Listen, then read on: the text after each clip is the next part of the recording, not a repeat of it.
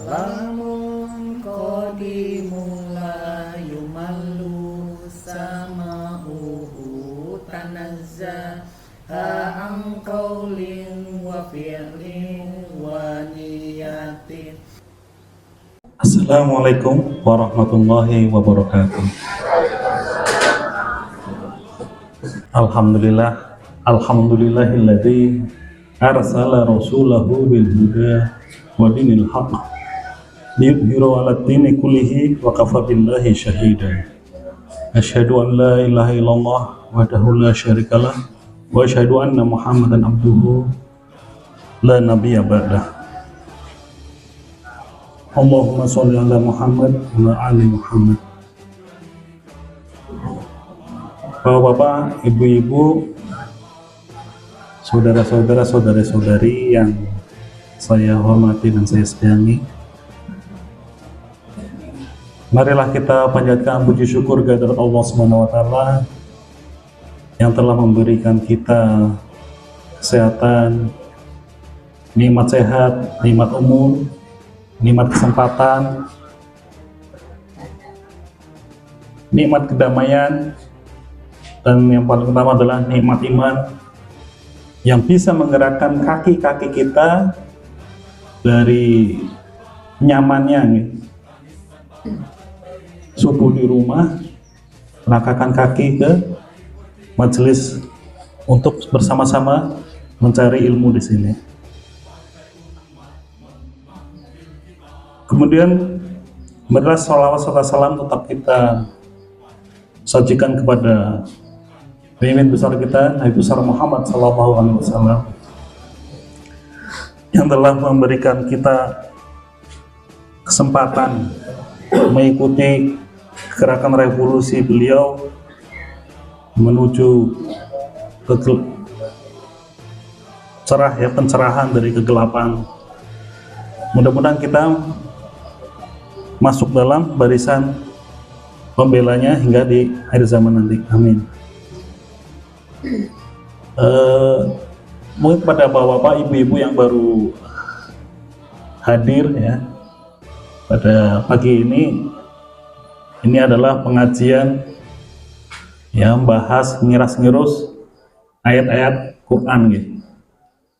Dikit-dikit kita ngaji, walaupun satu hari dapat satu ayat itu udah alhamdulillah. Dan disclaimernya, saya bukan mufasir, bukan ahli tafsir ya, saya hanya melakukan kompilasi dari berbagai macam sumber tafsir. Dan alhamdulillah pagi ini kita udah memasuki pertemuan yang kelima ya. Jadi kita udah masih berada di surat Al-Fatihah ayat ke-5. A'udzubillahi minasyaitonirrajim. Iyyaka na'budu wa iyyaka nasta'in. Ya. Artinya udah hafal itu ya. Ngembun. Ya. Kalau dari Departemen Agama artinya kata kemauan. Hanya Engkau yang kami sembah dan hanya padamu kami minta pertolongan. Katus nih kira-kira.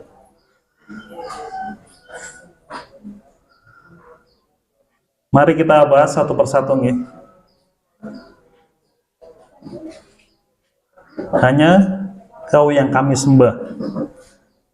Iyyaka na'budu. Jadi ada dua kata ya, dua kalimat di sini, iyyaka dan na'budu.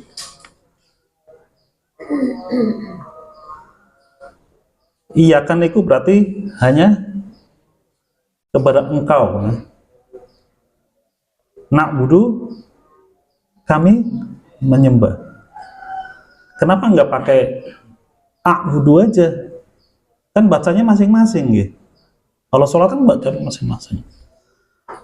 Aku menyembah gitu, hanya padamu aku menyembah. Nah niki.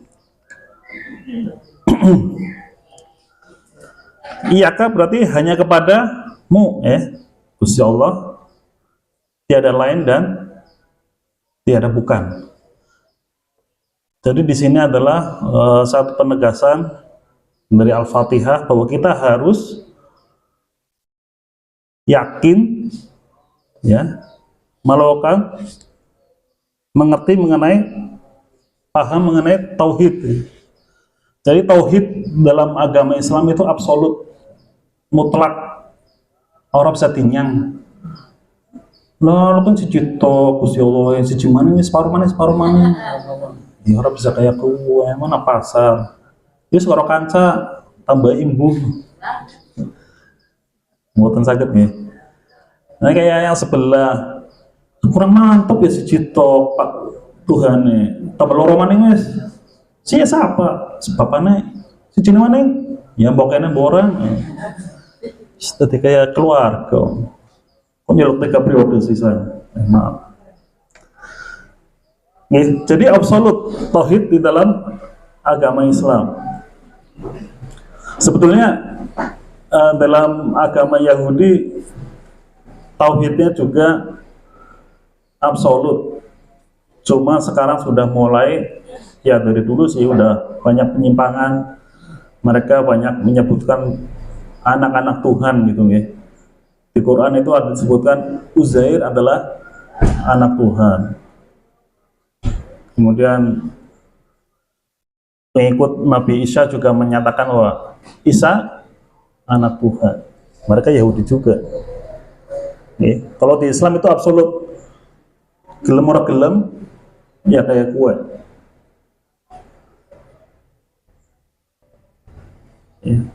Menyembah secara harfiah berarti tunduk dan merendahkan diri. Sementara dalam agama ibadah atau menyembah adalah gabungan dari rasa takut, kami takut, gabungan dari kami pasrah, ditambah kami tunduk, dan terakhir kami cinta pada Allah. Itu adalah menyembah.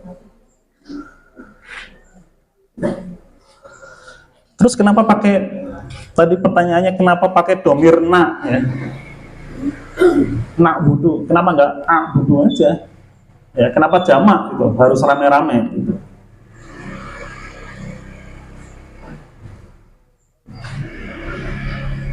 Karena kita individu yang lemah. Manusia itu adalah makhluk yang lemah. Kita diperintahkan untuk berjamaah, bersama-sama, supaya kita lebih kuat, bersama-sama dalam satu barisan tauhid, barisan yang beribadah pada Allah. Makanya di situ pakai na'budu, bukan a'budu.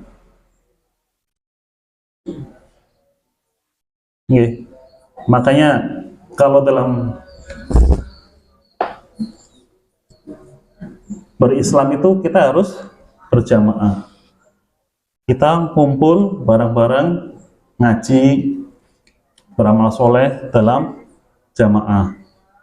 Mungkin ada yang memilih ke Nahdlatul Ulama, monggo. Ada yang milih ke Muhammadiyah, monggo. Ada yang milih ke Al-Irsyad, monggo. Banyak jamaah-jamaah itu, yang penting benar Ahlus Sunnah wal Jamaah. Tapi mas, sana ada jamaah Syiah, boleh nggak? Ya aja di situ. Itu udah beda jamaah yang bertauhid.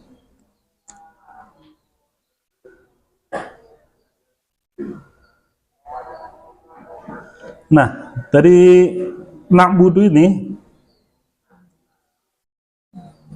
kita diperintahkan untuk beribadah.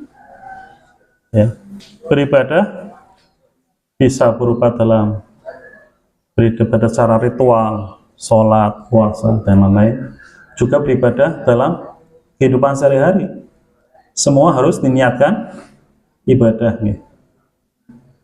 Jadi kita tiap hari bapak-bapak pagi berangkat ke kantor, berangkat kerja, nyawa gitu kan, ngebon. Apa maksudnya kayak kebun gitu ya. Diniatkan karena Allah, beribadah kepada Allah gitu. Ya. Jadi engkau-engkone sekolah yang dagang wali pasar payu sempenting mangkat bismillah niat ibadah kepada Allah. Karena kita udah diperintahkan di sini di ayat kelima surat Al-Fatihah bahwa kami hanya beribadah kepada Engkau ya Allah, bukan kepada yang lain, bukan kepada lurah, bukan kepada camat, bukan kepada bupati, bukan kepada presiden, tapi kepada Allah. Karena Allah lah yang memerintahkan. Lalu dua kalimat berikutnya yaitu yang terakhir, iyyaka nasta'in, dan hanya padamu kami minta pertolongan. Jadi setelah kita dikasih tahu untuk beribadah hanya kepada Allah, setelah itu barulah kita minta pertolongan kepada Allah. Nah, terus berikut sih kita itu sebelum berdoa minta sesuatu kepada Allah, kita diwajibkan untuk beribadah dulu, baru nanti Gusti Allah akan mengabulkan permintaan kita. Emang kalau nggak beribadah terus nggak dikasih gitu, Allah akan ngasih, cuma kualitasnya pasti akan berbeda dan speednya mungkin berbeda.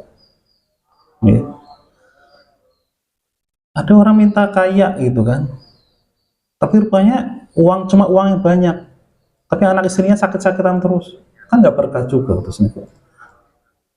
Makanya kita minta sesuatu yang Allah berikan itu berupa kebaikan gitu, barokah, berupa rahmat dari Allah Subhanahu wa taala. Makanya disyaratkan, jadi itu klausulnya. Syaratnya jangan pan jaluk orang ngaku ya ibadah nisit. Gusti Allah itu.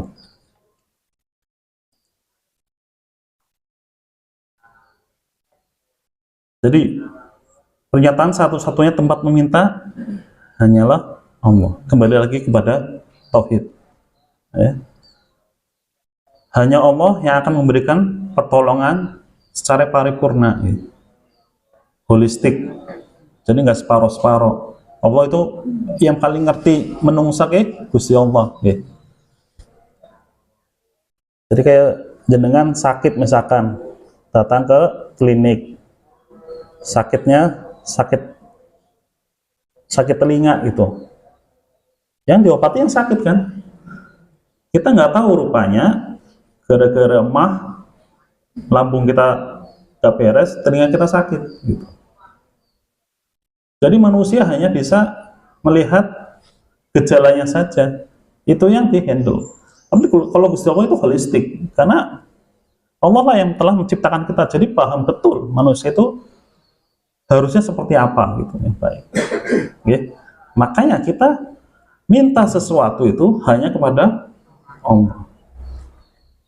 Kita sering lihat itu kan di film-film horor itu orang minta bantuan kepada syaitan gitu kan, tau-taunya minta imbal balik gitu ya, anaknya pada mati misalkan. Kalau Gusti Allah kan enggak gitu.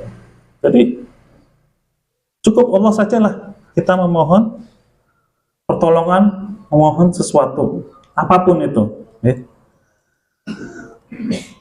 Dan ayat ini merupakan pembebasan diri dari semua kesombongan dan keangkuhan. Manusia itu nggak boleh sombong, nggak boleh angkuh, nggak boleh adigang, adikum, adigunung.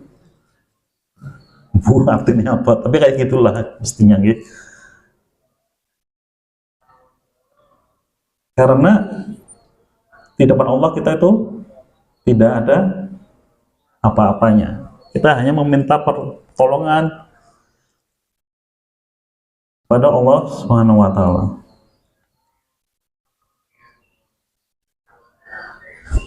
Jadi antara iyyaka na'budu wa iyyaka nasta'in, kita pahami bahwa kita melakukan usaha dulu, ya, ibadah dulu, apapun itu. Kita pingin hari ini pegang uang, ada rezeki, ya wis usah disit ke pasar, dodolan disit, kita usaha dulu. Itulah iyyaka na'budu, diniati karena Allah. Payo ora payo kersane Gusti Allah. Nah, hasil usaha itulah nanti Allah, dari situ kita iyyaka nasta'in. Ya Allah, moga-moga payu tindak oleh rezeki. Jadi ibadah ataupun usaha kita itu dijadikan wasilah bagi turunnya pertolongan atau bantuan dari Allah Subhanahu wa Ta'ala. Ya.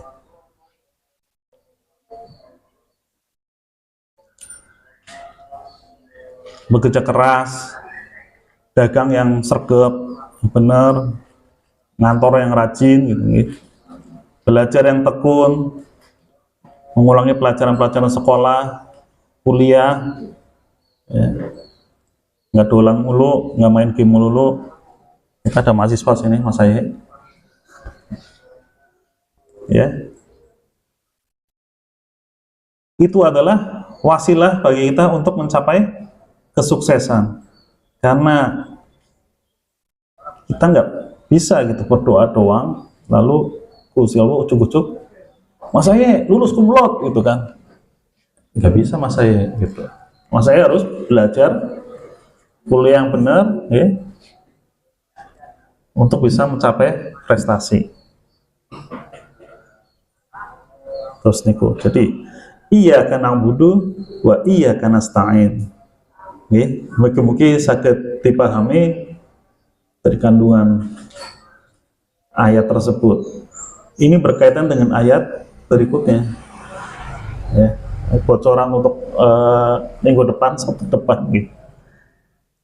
Berikutnya apa nih kok? Ihdinas syiratal mustaqim. Jadi kita di dunia ini sudah berusaha, ya, berupaya sholat terus 5 kali sehari, tambah tahajud, tambah sunah-sunahnya, berbuat baik, sedekah, wakaf, infak, zakat, belajar, bekerja, ya, untuk mengharapkan apa? Pertolongan dari Allah yang berupa ihdinas syiratal mustaqim. Dan itu adalah doa generik, ya. Allah sudah memberikan bocoran di surat Al-Fatihah ini, doa generik. Setelah kita berusaha, kita minta bantuan tolong pada Allah, inilah yang harus kamu minta. Berikan kami jalan yang lurus. Tapi kita bahas untuk pertemuan berikutnya. Monggo untuk tim bisa mulai bergerak.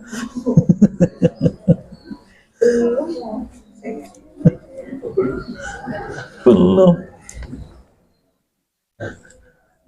Kita tahu kisah Nabi Yunus, beliau menurut riwayat ada yang bilang 7 hari 7 malam, ada yang bilang 40 hari 40 malam di dalam, bukan di dalam kos-kosan, ya, di dalam perutnya ikan. Sangat tidak nyaman pasti di dalam perut ikan itu, ya. Mabune balangnya nemen mesti. Apalagi iwak mangannya apa sih? Selama berhari-hari Nabi Yunus itu di dalam perut ikan. Apa yang beliau panjatkan? Beliau terus berdoa, ibadah juga, hingga Allah memberikan pertolongan. Iwaknya menyadari bahwa ada yang nggak beres di perutnya, hingga memutuskan untuk dimuntahkan kembali. Jadi Ibadah bisa berupa doa yang kenceng ya, terus menerus. Itu kebayang Nabi Yunus di dalam perut itu ngapain coba? Emang ada laptop? Nggak ada, itu kan? Ada HP? Nggak ada. Jadi dalam suasana kecepit, baunya nggak enak, susah bernafas, apa yang dilakukan? Terus berdoa kepada Allah. Nggak ada berhenti-berhentinya. Mungkin nggak tidur sama. Gimana bisa tidur dalam perut ikan?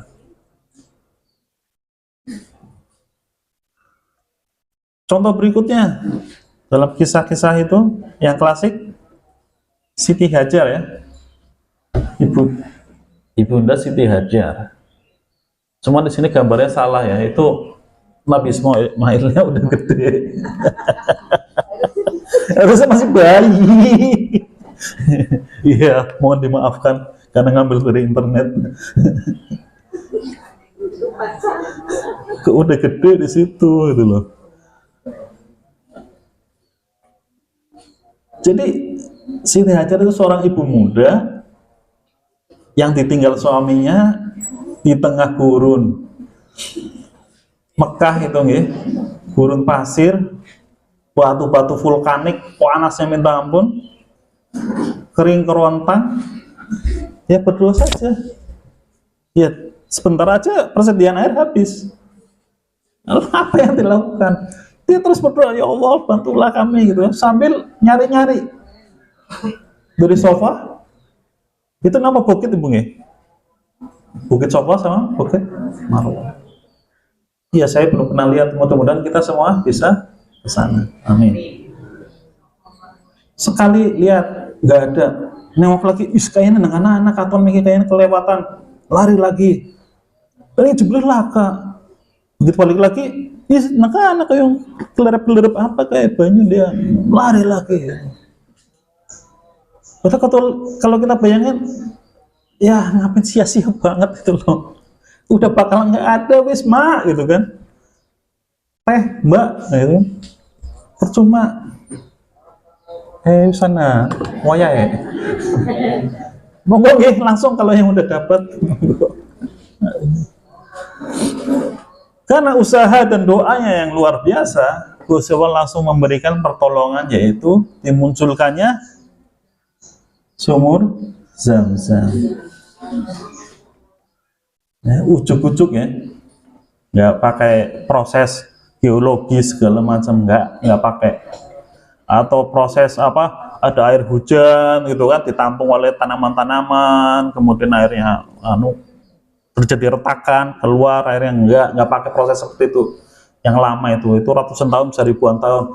Ini ujuk-ujuk sak saknya pure mancrut atau muncrat. Nah gitulah, muncrat sumur Zam-Zam itu. Masya Allah ya, Allah menghargai usaha dari Siti Hajar.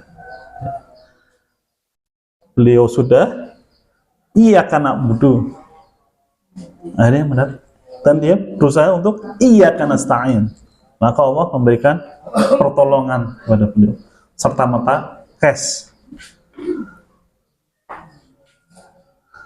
Contoh berikutnya yang klasik, nah ini benar masih bayi ini, Siti Maryam. Iya benar bayi. Tadi udah bujangan.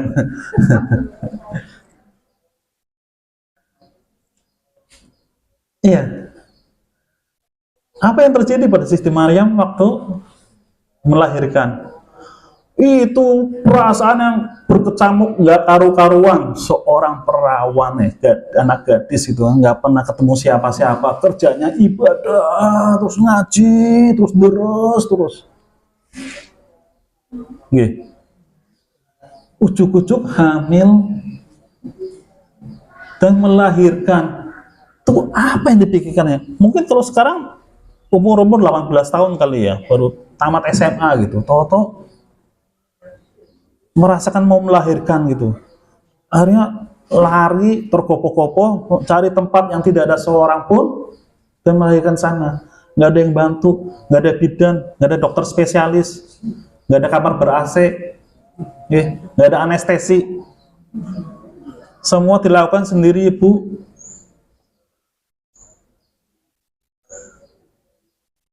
Perasaan yang berkecamuk itu akhirnya membuat dia putus asa. Pripun ayat Bu? Ya laitani. Gitu dan seterusnya. Lalu Gusti Allah memerintahkan, itu ada pohon korma, goyang aja, diuk ya, diruk.